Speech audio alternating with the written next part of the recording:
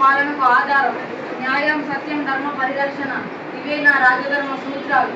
ఇలా ఎవరైనా అన్యాయాలకు గురవుతున్నారా? మీకు భయం ఎందుకు? నాతో చెప్పండి. మహారాజా, మా గ్రామంలో మా రైతులు చాలా కష్టాలు పడుతున్నారు. మా గ్రామంలో దుర్మార్గులు మా రైతులు పండించిన ధాన్యాలను దోచుకుంటున్నారు. మీరే మమ్మల్ని ఆడుకోవాలి.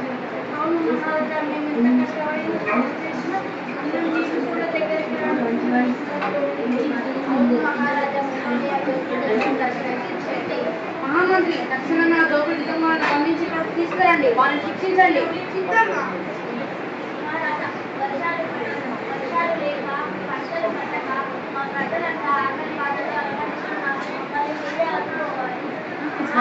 అనావృష్టి కారణంగా మా ఊరి ప్రజలు ఆకలి సాగులకు గురవుతున్నారు. మిమ్మల్ని న్యాయానికి, ధర్మానికి మీరే మాపై దయ చూపాలి మహారాజా. మహామంత్రి, తక్షణమే వారికి కావాల్సినంత ధాన్యాన్ని ఇచ్చి పంపించండి. మహామంత్రి, అక్కడ ఉన్న సంపదను తీసుకురండి.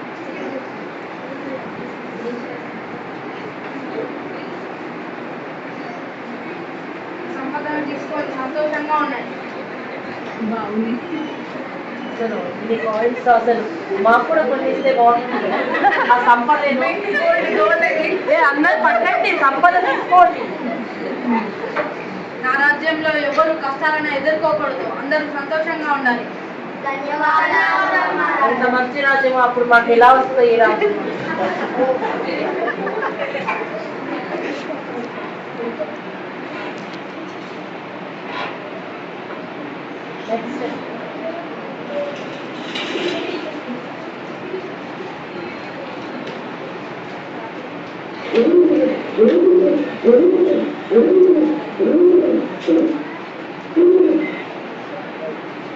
మహారాజా, మహారాజా, నన్ను కాపాడండి. మా దైవాన్ని ప్రభుత్వం వస్తుంది.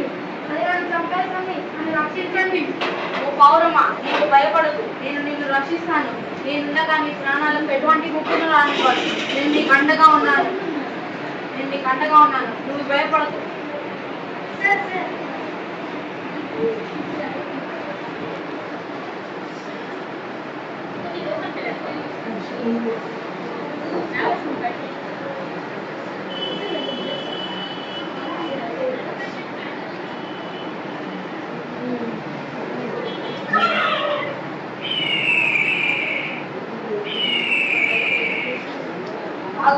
తప్పకుండా మహారాజా, అది నా ఆహారం. తినివ్వండి. నేను ఆ పౌరాన్ని ఎట్టి పరిస్థితుల్లో రక్షిస్తాను. నేను మీ గురించి ఎన్నో విన్నాను మహారాజా. మీ సత్యానికి, ధర్మానికి ఎటువంటి కష్టం లేని వాడని విన్నాను. నేను ఇప్పుడు మిక్సీ ఆకలితో ఉన్నాను. ఇప్పుడు ఊహించేలా నేను ఆ పౌరాన్ని తినకపోతే చనిపోతాను. నేను చనిపోతే ఆ పాపం మీకేగా. నేను చనిపోతే నా భార్య పిల్లలు కూడా చనిపోతారు. ఒక్క ప్రాణాన్ని కాపాడి ఇన్ని ప్రాణాలను ఇంటూ చేయడం మీకు ధర్మమా? ధర్మం అనేది అన్నిటికీ మేలు కలిగించేదిగానే ఉండాలి. ఆ పౌరం నన్ను ప్రాణ భయంతో వచ్చి శరణు పెట్టింది. నేను ఆ పౌరం ప్రాణాలు కాపాడటానికి కూడా మాట ఇచ్చాను. అది నాకు వేదర్శే నిశ్చయించబడిన ఆహారం. లేక పౌరాలు తింటాయని వేదవర్షం కూడా ఉంది. కావున అది నా ఆహారం.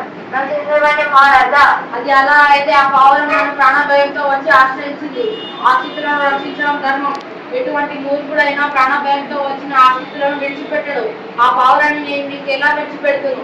అది ధర్మం ఎలా అవుతుందో నీవే చెప్పు. వారి ఆకలి బాధ ఏమిటి? ఈ బాధ ఆకలి తీయడమే అయితే ఆ వనంలో ఉన్న ఎన్నో జంతువుల తిన్నల పందుల మాంసం తెచ్చి పెడతా. కావాల్సినంత నాకు ఏమి వద్దు మహారాజా.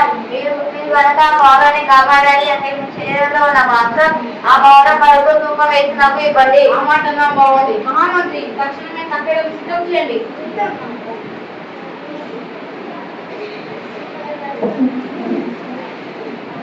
ఓ పౌరమ్మ, నీవు వెళ్ళి ఆ తక్కడలో కూర్చో. మహారాజా, నేను నా ప్రాణాలు కాపాడమని అడిగాను, కానీ మీ ప్రాణాలు పనుల్లో పెట్టమని కాదు.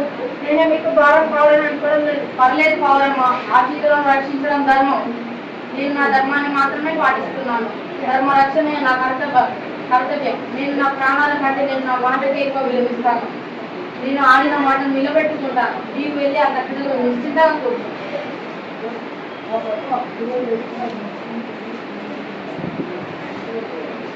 ఓడేగా చూడు, ఆ పౌరం గారికి సమానంగా నా మాంసాన్ని ఇస్తున్నాను.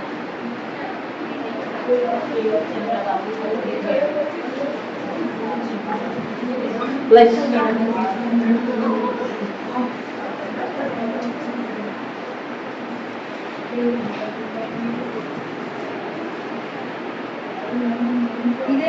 ఆశ్చర్యంగా ఉంది. ఎంత మాంసం వేసినా తక్కడ పౌరం వైపే మొగ్గు చూపుతుంది ఏంటి? కానీ నేను ఆ పౌరాన్ని ఎలాగైనా కాపాడాలి. ఒక పని చేస్తా, నా ప్రాణాలను పనంగా పెట్టాయి, నా పౌరాన్ని కాపాడతా. నేనే వెళ్ళి తక్కడలో కూర్చున్నా.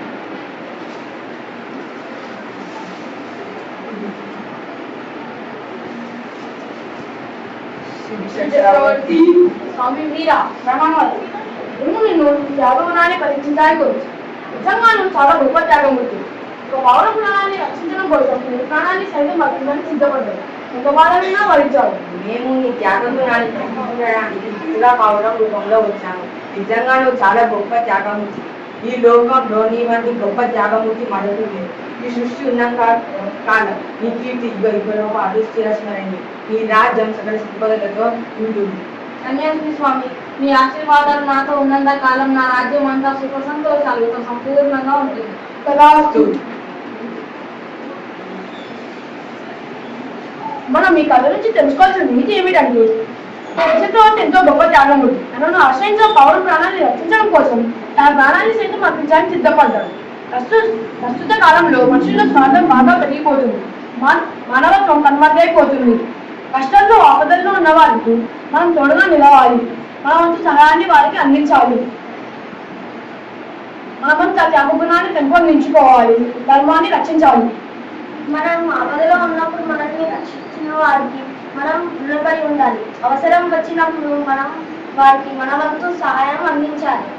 ధన్యవాదాలు.